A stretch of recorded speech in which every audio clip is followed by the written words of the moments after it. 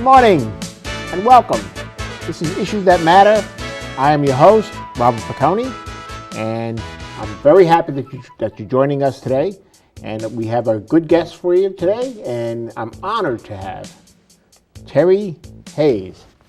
Hi, Bob. Terry, welcome. Thank you. Terry is a independent candidate for governor, and I know she has a lot to talk about, and I know we have a lot of questions, so let's get going. Thank you. How did you come to, now you're currently the state treasurer. That is my day job, yes. I am the state treasurer. Okay. How did you come about becoming the state treasurer? I know you spent a couple of years in the legislature. I did. Well, I was born and raised in the greater Portland area, but for the last 30 years, we've lived in Buckfield in Oxford County. And I started my public service as a member of the school board, which I did for 13 years. I ended up serving on the local school board the entire time my daughter was in public school. And I didn't know that when I started, but that's how long I'd stayed.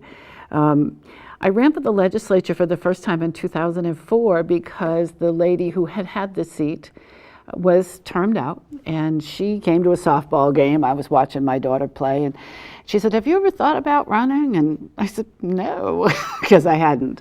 "Well, you should," she said, and I did a little bit of research and talked with my husband, and I decided I was going to do it. I thought it sounded interesting. I wasn't entirely persuaded that I knew enough, but it's a citizen legislature, so you don't expect to know everything when you go. Well, I lost that election. It was a very humbling experience. I had good help. I thought I did everything I was supposed to do, but at the end of the day, they add up the votes, and the other guy got more than I did. Well, if I may, let me interject something. Sure. It's come to be a belief of mine that as good as the voting public might be, they can be a very fickle group. Well, I had to own this because I hadn't persuaded enough of my constituents to support me. And I had a little pity party for, I don't know, about 36 hours afterwards because, I thought I was going to win. I mean, everybody that runs thinks they're going to win. But then I realized, I asked myself this question. Now, Terry, if you had won, would you run again in 2 years? And the answer was, well, probably, assuming that I liked the work. And I said, well, put on your big girl panties, figure out how to win, and then you can run again in 2 years. I've never heard. You haven't? Oh, yeah. That's just like man up, I know. That's the same, but it was put on your big girl panties and go get her done. So I studied and learned how I could win, and I ran again 2 years later in 2006, and I won by 15 votes. 15 votes. And that was after recount. Out of how many voters? Oh, my goodness. I should know this answer, shouldn't I? I want to say there was probably around 3,000. So, I mean, it was a very slim margin. In Maine legislative races, it's not unusual for them to be under 100 votes. I mean, yep. A lot of times because it's not really an ideological race at that point. It's how many people know you and know that who's going to answer the phone when they call you. What are some of the issues that you see facing our state? Oh, the biggest issue that we need to tackle in order to tackle any of the others is the workforce issue. We need to make Maine the best state in the country to work in. If we make Maine the best state in the country to work in, they will come. Excellent goal. Okay. How do you get there? Well, it's a team sport at this point because there's a balance. There's a public policy responsibility in making Maine the best place in the country to work, but then there's a private sector responsibility because it's the employers that need the workers, right? Yep. So there's a symbiotic relationship. We need them, they need them. I'm not entirely sure. I describe this as baking a cake, but I don't have the recipe quite yet. Because I don't know from the public sector, the private sector side, the businesses, yep. What does that mean? There's going to be limited public resources, but we can have some resources to throw at this problem. Where do we put those? Do we put those in programs that help students pay back student loans? Do we put them in trying to make daycare, quality daycare more available. Because when you think about who we want to come to Maine to work, we want young people. We want young families to come. Our challenge is that we're the wisest state in the country. And we're not replacing ourselves as we retire in our own population. So we have to attract people to come here. So for clarification purposes, when you say we're the largest state in the country. No, wisest. The wisest, okay. Yes. I prefer that to the other adjective. Lead with your assets. You've got a good sense of humor. I do. but I mean that genuinely. What's fascinating to me are the number of people that I meet who have moved to Maine as retirees. Now think about that. It's not just that those of us that are here, but we're attracting people here. Which is leading to another issue. Okay. And that issue is we have the eldest population in the country. Wisest, yes. Well, assuming wisest comes with age. Yes. But we have the eldest population in the country. In addition to that, and this is an issue which I am fairly well familiar with because of our campaign to get a bill passed. We have the oldest housing stock in the country, which could be an opportunity. Because if you have the oldest housing stock in the country, you've got a lot of older homes, some of which might be not in the best of condition. Right. And replacing those homes could be an industry in and of itself.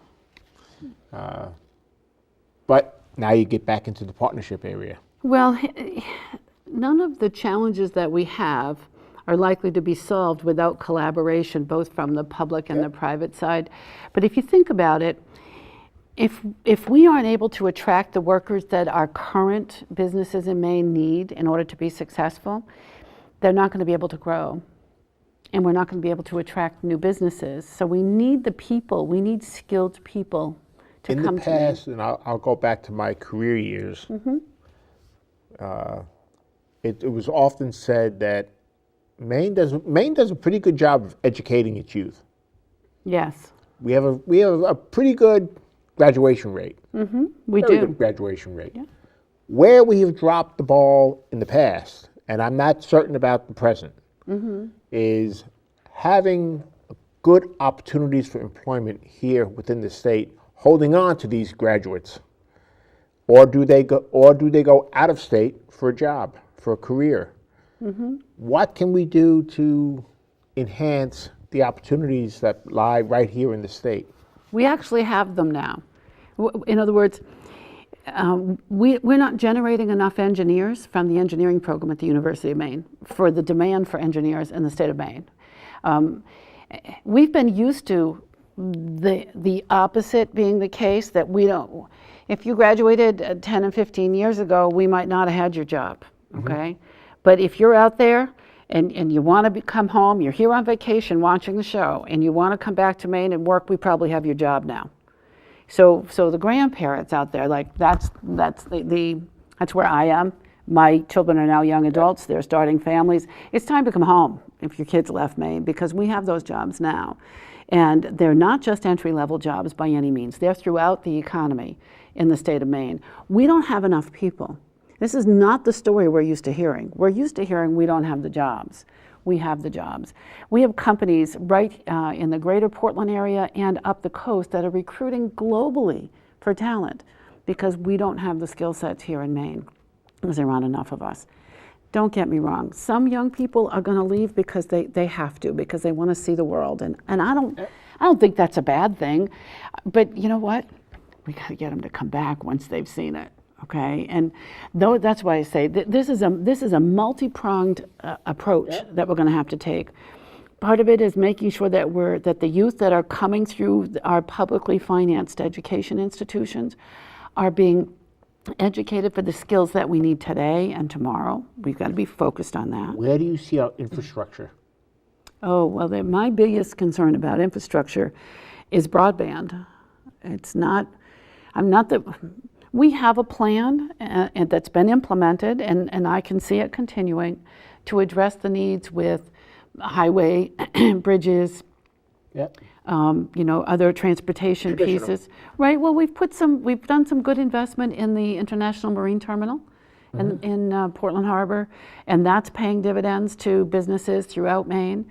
So I guess I'm looking at saying stay the course with regard to those strategies would be my plan. The place to invest new money in infrastructure is fiber to every business in the state of Maine. The broadband network is the super highway of today's economy and tomorrow's economy, and it is not available, adequately available and reliable in speeds necessary to operate businesses across the state. And again, this is an area where there needs to be a public-private partnership. We have broadband fiber available where there's denser populations in Maine, but those aren't the only places where businesses are operating, and our businesses need it. So that's the infrastructure emphasis that I would bring. And that, what we were just speaking of, speaks to another need that we have, and it has to do with healthcare. You hit all three of my big ones right out of the gate. I didn't plan to. I know, because I'm thinking, but see, what do they say? Great minds think alike. Well, thank you for the compliment. There you go. No, but that we have such a rural population in many areas, many parts of the state, and it's very difficult for people to get to their doctor. Certainly to get to a hospital,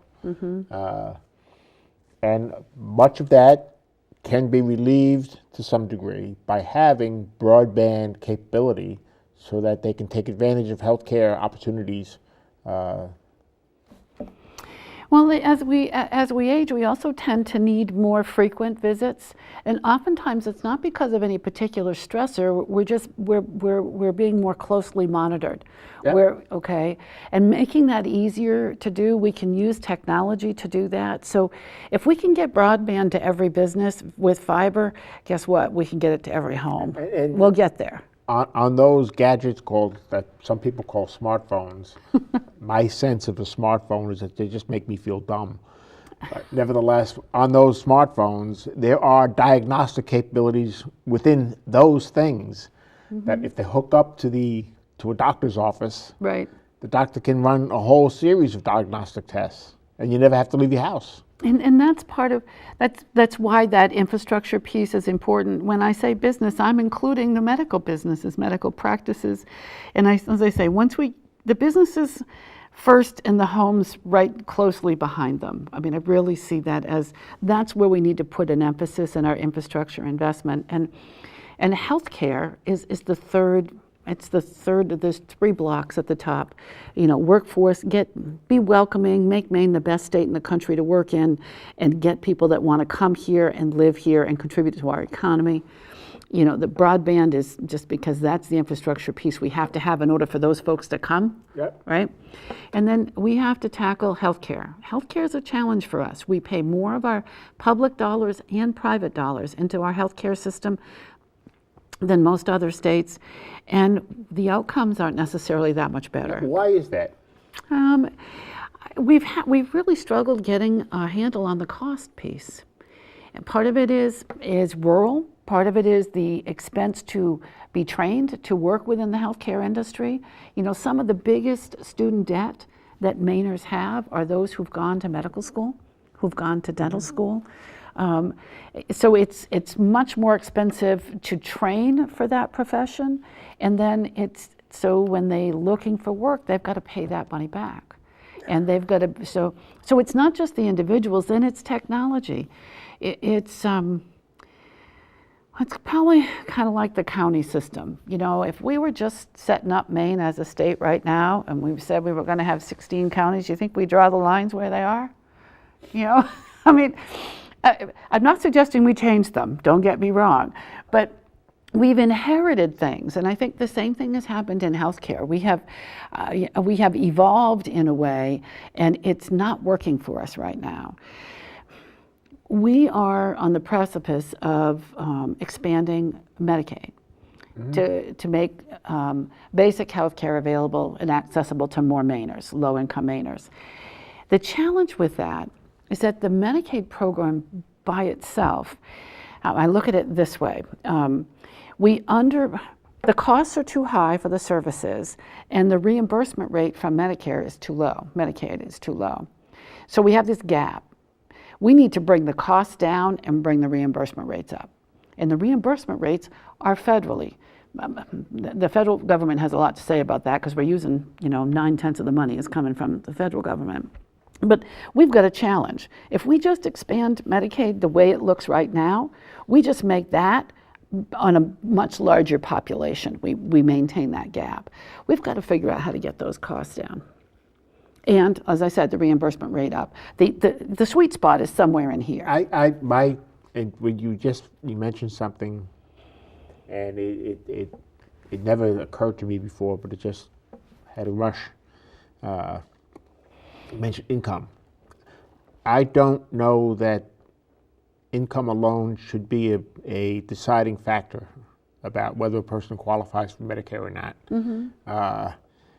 Because there are segments of the population that will just purposely not get a job so that they can qualify for Medicare. That's not the way the system's supposed to work. No, it's not. There's got to be a way to encourage them to do something on a productive nature, be it volunteer work for a 503c company, a company, a nonprofit, something to justify their coverage.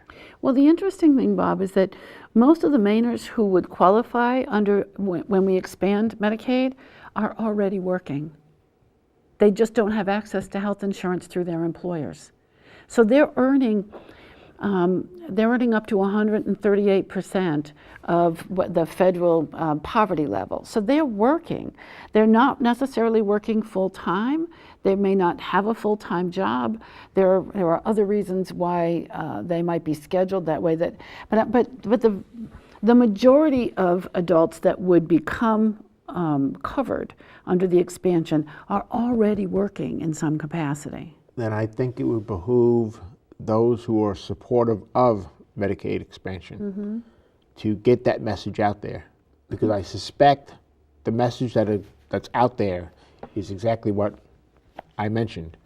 And in order to change the opinion, you've got to change their perspective.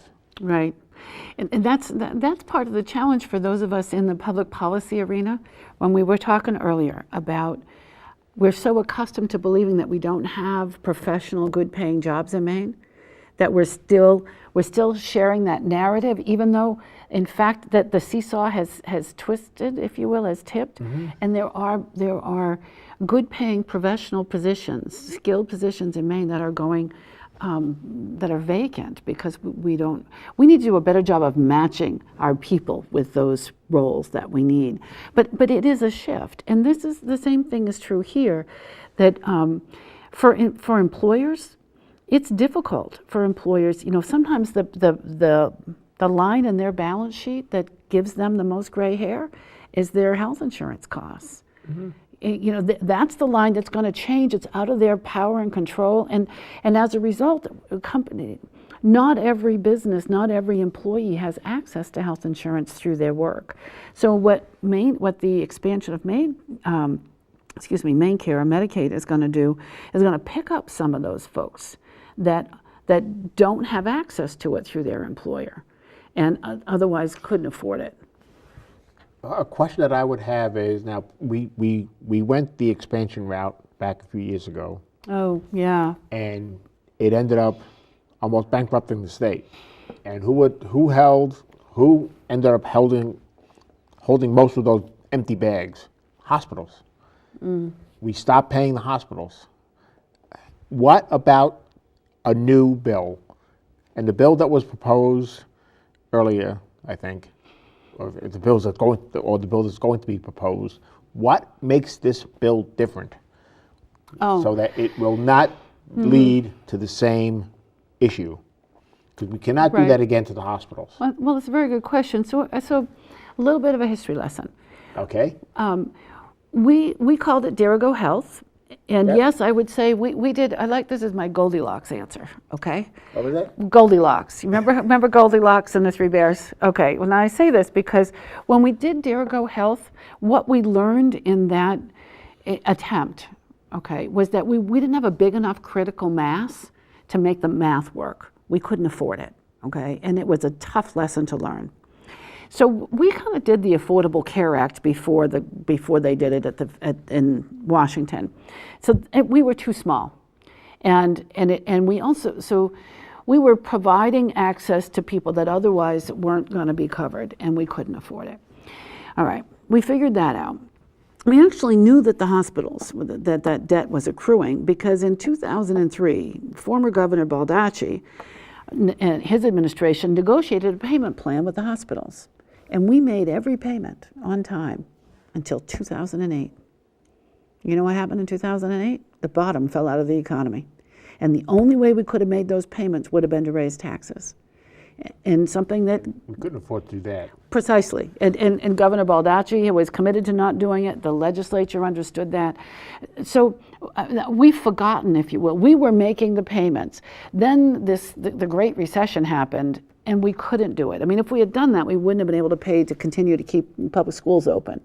Given that choice, the debt to the hospitals accrued. And it also had to do with the way we were paying them. So Governor Page, in a stroke of genius, in my opinion, using the liquor contract to pay off that debt, a great solution. And it has worked. And we changed the way we were paying the hospitals. So here's what I'll tell you. My Goldilocks thing, we were too small. When we tried to do it nationally with the Affordable Care Act, and this is another one of those examples where they did it without one Republican vote. So what does that tell you? So it tells you that you've got this brand new law, it's a huge paradigm shift, and half the country's putting their shoulder into making it not work. Okay? I wouldn't say that they're putting their shoulders to making it not work. I think there was a breakdown in communication. You're kinder than I am. I mean this genuinely, wanting to repeal it consistently, wanting to underfund it because they didn't agree with it. And I'm saying that that's a fault in the evolution of that concept, because if it's going to work for the long term, you need buy-in across you can't just have one side of the aisle. Yeah, so I look at that and I think that was too big. So that was the too big one, and we have the too small one. Maybe what we need to be looking at is regional approaches to this. Maybe because Vermont has tried going it alone and they're struggling, maybe we should be talking with our neighbors here in northern New England and see whether or not we could come up with a collaboration. And others. You're right. That's the Goldilocks You have solution. You have an ally. Okay. I've thought that all along. Right. Why can't we develop a larger group? Well, and that I think there's an opportunity for that, and I know that there have been some conversations, and I would welcome a participation in those conversations on Maine's behalf as Maine's next governor. What other issues? We've talked about infrastructure. Mm-hmm. We've talked about healthcare. What other issues do you see out there? The big one is the really big one is the workforce thing, and I can't stress that enough, because if you think about it, that's where the money comes from. The money that we're going to use whatever piece we put in from the public funds for broadband expansion is going to come from the workforce, from the economy. When we tackle healthcare, we're going to have to pay for that. It's going to come from this part of the economy. If we don't do this, if we don't solve the workforce challenge, we can't do the others. Let's talk a little bit about the more traditional workforce. Okay. Opportunities. We're a seacoast state. Yes. We have probably the largest seacoast in the country. What can we do to help that section of the economy? Well, we're doing some of it already, and we have to maintain those efforts. So the first thing is guarding the resource. The Gulf of Maine Research Institute, the research that they're doing, the legislature has authorized and funded some research into acidification and temperature rise in the oceans. I mean, those are primary concerns, trying to understand better what's happening there. The other thing we have to do is protect commercial access to the shoreland. we have a tendency to, people want to develop and, put their homes and their restaurants out on the coast, and we have to make sure that we don't price our fishermen and our harvesters, if you will, out of the coastline. I think that's really important, trying to maintain that balance, because the lobstermen shouldn't have to drive 50 miles from Oxford County to go out there and lay down some traps. And I think that's really an important part of valuing it. We've made investments. The Gulf of Maine Research Institute was part funded by general obligation bond money that we've all paid back. And we are benefiting from that. We're from the data that they're collecting. It is a very important natural resource, not just because it feeds us, very literally, but also because it is what attracts so many people to come here to visit. And we're generating a lot of revenue for Mainers and for the state from our tourism industry. We talked about healthcare, the big picture, at the hospital level, the doctor level, and so forth. There's another part of the healthcare issue, and that's the pricing of pharmaceuticals. Oh. Now, I've served on a work group in Augusta to try and get a handle on the pricing of pharmaceuticals, and I think the outcome was, I won't say disappointing, but relatively uncertain. It's a very difficult thing to get a handle on, because there are so many different moving parts. So let me offer a suggestion. Okay. That's why you're here. It's a low impact. Well, I say that I don't. Maybe we should focus on trying to use fewer of them. Maybe we should focus on using fewer pharmaceuticals. Okay. Wellness and prevention. We do not have a public health plan for the state of Maine. All of our major employers, every single one of them that provides health care or health insurance to their employees, have a wellness and prevention strategy. We need one for our citizens. But I'm talking about, now, as I mentioned to you before, I have multiple sclerosis. Yeah. The pharmaceutical that I have to take for my multiple sclerosis, which is not one that it's not a question of I do it simply by choice. I do it because I need it. Correct. And it is exceedingly expensive, and somebody's paying for it. If I'm paying a little piece of it, which is, even a little piece is high, but I'm paying a little piece of it, and the insurance companies is paying the biggest chunk of it, and that has a price. It does. And I don't mean to suggest that anybody that needs medicine just didn't take care of themselves at all. That's not what I'm trying to communicate here. If you think about what we are spending collectively for medication that's avoidable, if we didn't have to spend that, the impact of what we actually need is diminished. Which also serves as part of the discussion to the opiate crisis. Yeah. Which is another major crisis. And a significant percentage, I read a report back a couple of years ago that better than 50% of the people that are addicted to opiates are on Medicare. Oh, I don't know that. That's not a fact that I've seen. I was having a show with a police officer here in Biddeford, along with a psychologist who works in conjunction with the police department, and it's not something that they brought forth. It's something that I found in my research.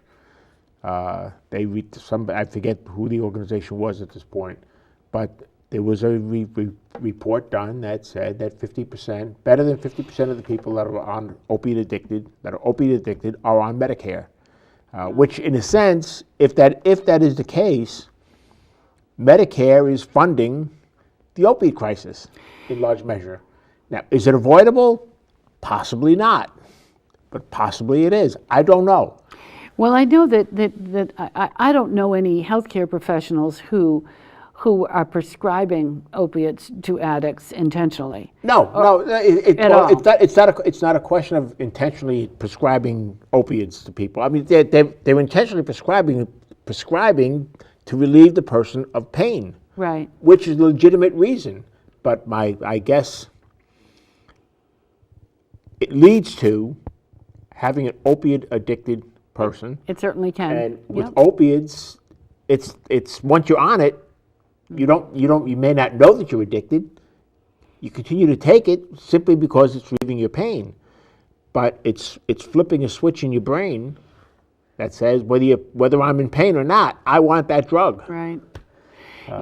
It is one of the biggest challenges in our healthcare perspective, because the people whose capacity to contribute is diminished or eliminated by an addiction are people that aren't helping contribute to our economy. I mean, we're losing them in more ways than one. And you know, the challenge is going to take what I call the surround approach. We need law enforcement. We need more access to treatment programs that work. We need to think about on the prescribing side. We need to change practices. We've changed some of that there. We need to educate. We need to help our neighbors connect. Because I also think there's a lack of connection that happens here.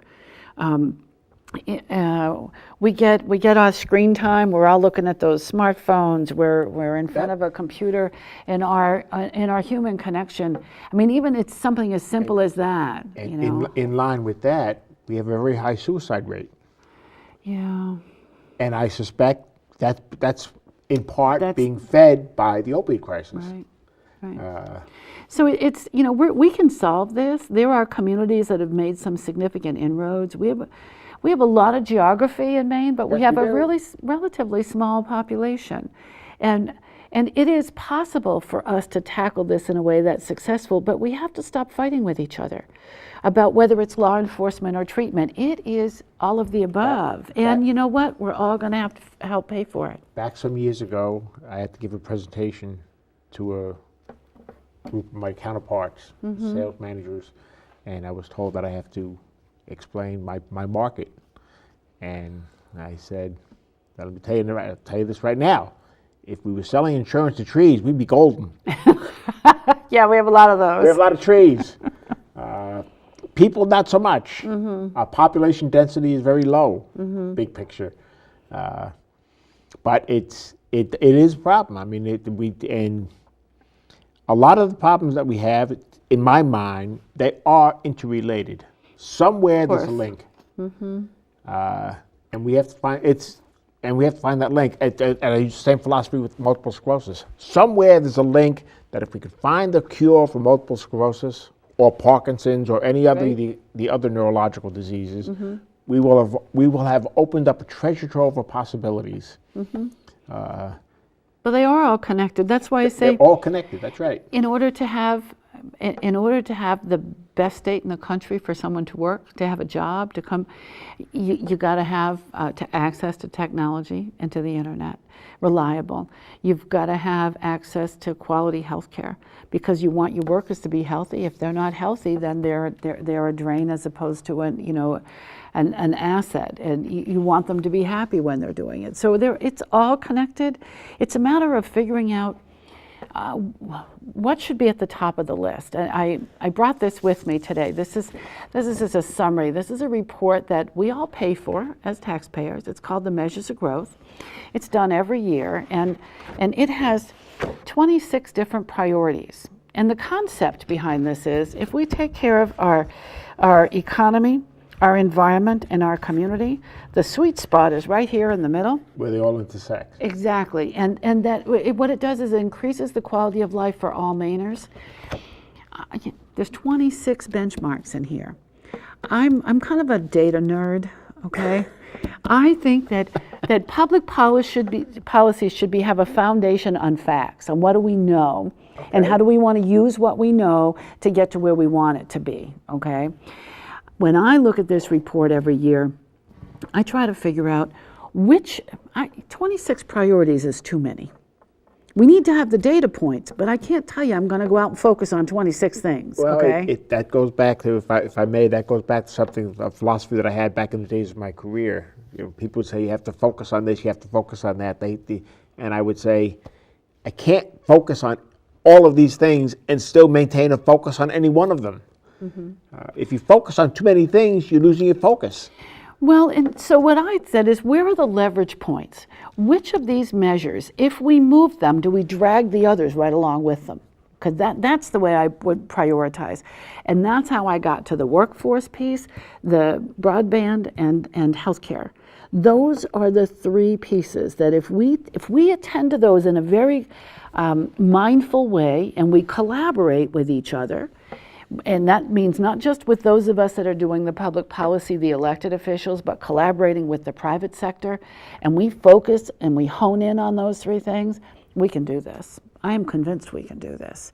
And I see that as my job as Maine's next governor, to be able to say, it's not that the other pieces aren't important, and we're not going to do less with them. We're just going to take the more that we're generating and focus it on those three things. Okay. How about keeping people in their home?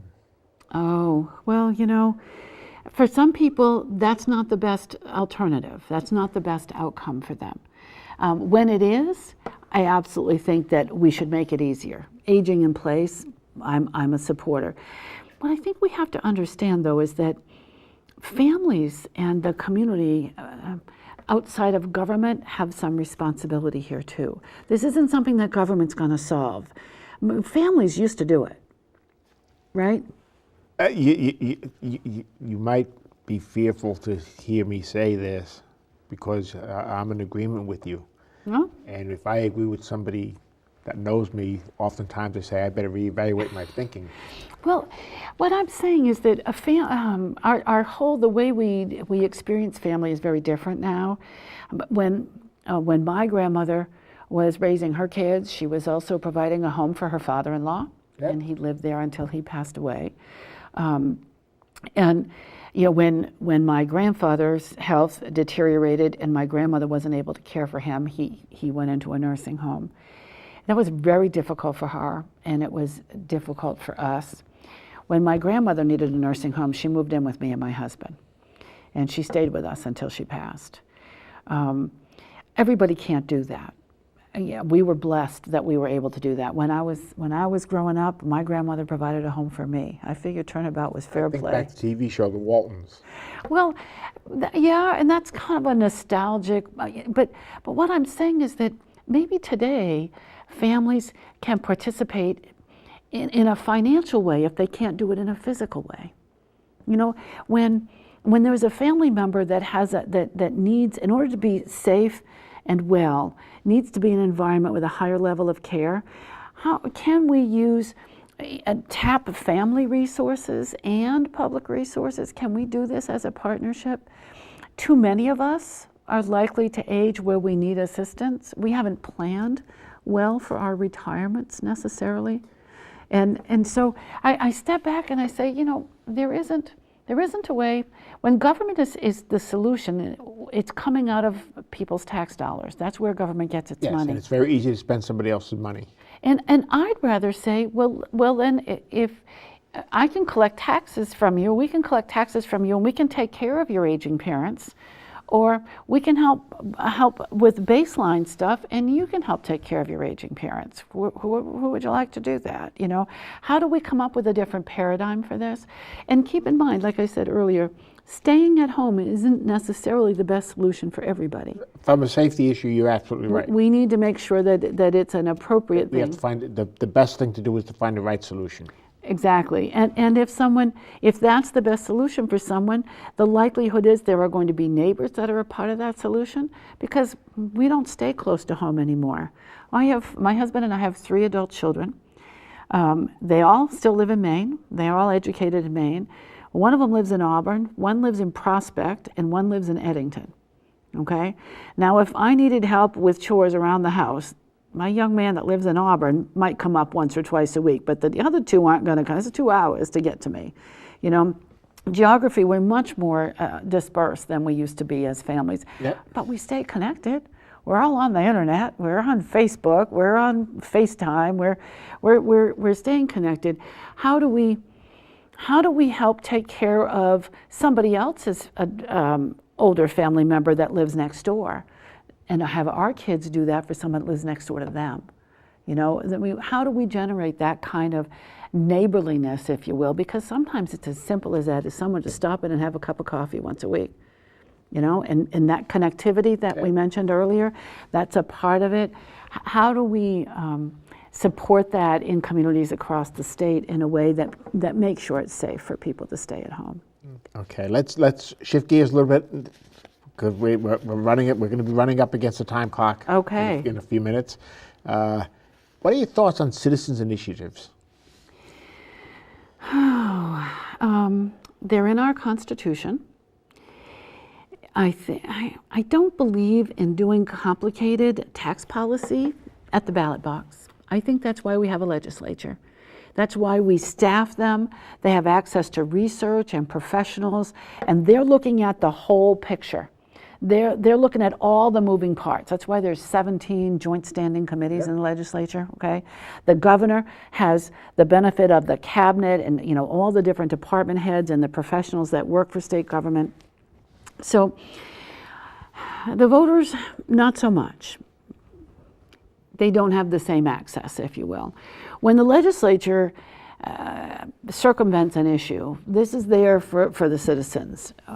I would change it, but I would change it differently. In the legislature, when you know you want to do something, but you don't have all the details ironed out, we have what we have. You put in a bill, it's called a concept draft. I think that we should raise the minimum wage. That would be an example, So it's a bill, an act to raise the minimum wage. You don't write all the details behind it because the committee that it's going to go to is going to... In this case, Taxation Committee. Well, if you're talking about minimum wage, it's probably the Labor, Commerce, Research, and Economic Development.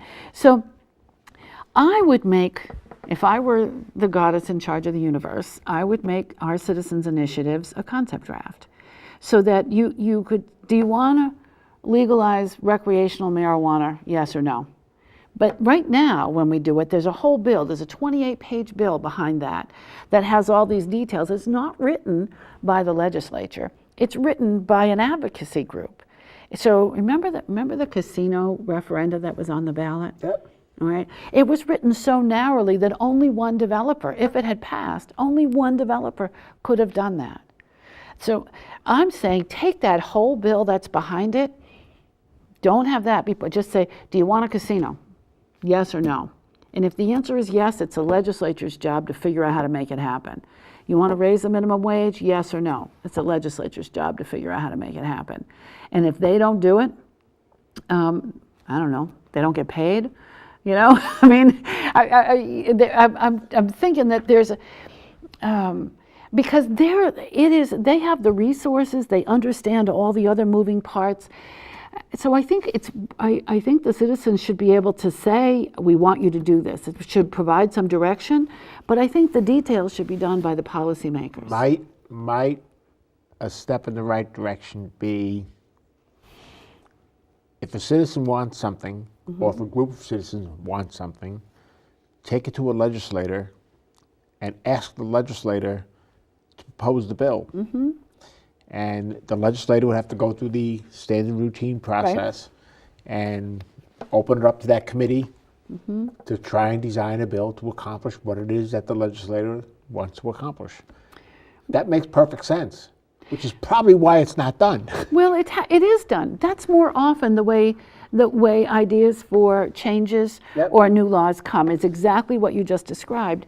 And so it works. It works more often than you might be aware, okay? But there are also issues that the citizens bring to the legislature, and the legislature doesn't listen. And I will tell you, the minimum wage question, I think, is probably the best example of that.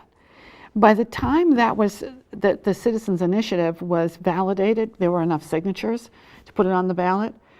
And suddenly now the legislature was talking about, well, maybe we should look at this because we don't like what their bill that was behind it was too, those who would say, no, we're not going to do a minimum wage bill, they weren't going to do one at all. And then the citizens come up with one, and it was too much too fast for a number of people, right? And well, at that point, it's kind of too late because now you're ready to. But it's because they were being asked to do it and they wouldn't do it. So, it's an opportunity for when we think about it, who's really paying the bills here? It's those people, that's those voters out there, right? And they're saying, we want you to do something, you haven't done it, well, here's the way we're gonna go about doing it. Well, tell them to do it, but let them figure out how to do it. All too often, that citizens initiative is being funded by an out-of-state organization. Well, sometimes it is. I mean, there clearly are examples of that, but I'm not sure that, in that example, in terms of the minimum wage increase. Oh, no, Right. I don't know. I don't know. Well, right, and I'd have to look, I haven't done the research to look at, from the ethics website to find out where the money came from. There certainly are examples of that, and we're a good little petri dish because, as I said, there aren't very many of us, and so when I think the last one, the bear hunting referenda question that was on was probably a good example where there was a significant, it wasn't a hue and cry from Mainers to put this on the ballot. Part of their lifestyle. Well, for those people who hunt bear, for those precisely. areas where they're rural in nature, Right. that's part of their lifestyle. So it was, I think that might be an example of an outside interest group sort of creating a controversy, if you will, that then costs money and takes the focus away from the things that, when I say really matter, I mean, how are we going to get, more skilled workers filling these good paying jobs to help generate our economy? We're distracted by these pieces, and they also generate angst and conflict, and then it makes it harder for us to do the work that we need to do together. When we're still licking our wounds from that last fight over that ballot initiative that came from away. If there's one thing, one message that you would like to get out there to the people, what would that message be? I would want Maine voters to know that I'm an independent, clean elections candidate to be Maine's next governor, that I am committed to owing and being accountable only to Maine people, no subset of them, not a particular set of party faithfuls, not any big donors. So far, I've got 60 years of majoring in Maine under my belt, and I consider my serving as Maine's next governor is my capstone project. I want to continue to learn throughout the process, but I want to work with Mainers across the spectrum. If you're willing to help make Maine the best state in the country to work in, get broadband to every Maine business and then every Maine home, and make healthcare more accessible and affordable, I want to work with you. And I don't think you're going to find anybody who loves this state more than I do. It's at a cellular level, I am a Mainer. I want to welcome other people to enjoy and experience what that means, and because that's the only way we're going to see our way forward and have what it is that we want for Maine. But I'm an eternal optimist. I know we can do this. I see the possibilities and the opportunities, and I'm trying to persuade enough Mainers to put a check mark next to my name in November to give me the opportunity to lead that way. Well, in your effort, if you ever see or ever have an inkling that, you know what, they didn't treat me too badly on that show in Bedford Public Access, I'd like to be on that show again. You have our number. I would. You have my enjoy email it. address. I I am thank not you. a fan of one and done. If I have a good guest, and you've been a great guest, Thank you, Bob. I want to have them on again. That's how good shows are propagated. Maybe there's a way we could actually solicit questions from your viewers, and if they are interested, and I would welcome the opportunity to come back. That might, you'll have to speak to Steve Poulos on that. I'm happy to ask I Steve. don't know if the studio is staffed. Or they could let me something like know. that. I mean, I'm You can, yep.